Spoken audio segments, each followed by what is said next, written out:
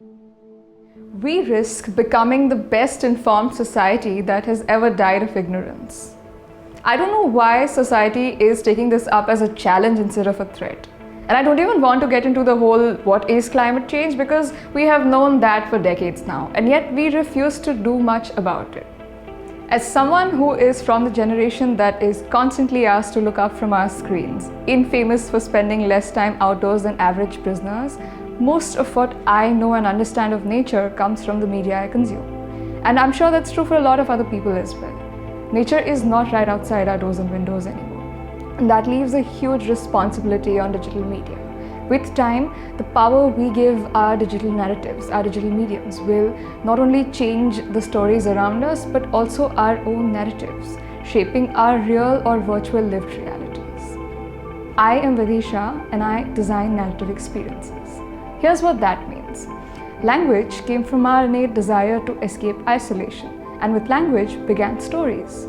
Humans never stopped looking for answers or meaning in stories, and hence a lot of the way we look at things or the way we understand them comes from storytelling. We experience everything we do as reality in the way we feel it, and that means that experienced and perceived reality is nothing but a narrative experience. Climate too, in that way, has a relevant narrative weight. And I believe that climate is not just numbers. Climate cannot be perceived through our senses, and maybe neither can climate change. I think climate needs more emotions, more stories. And here's one such story that I've written for it.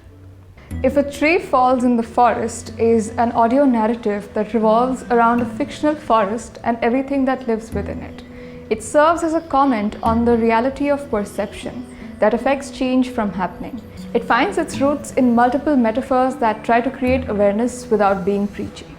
Through this podcast, allow me to take you on a journey of a conscious forest that predicts the doom of its realm, as it starts growing a mystical tree that fruits ideas that travel to different minds at random.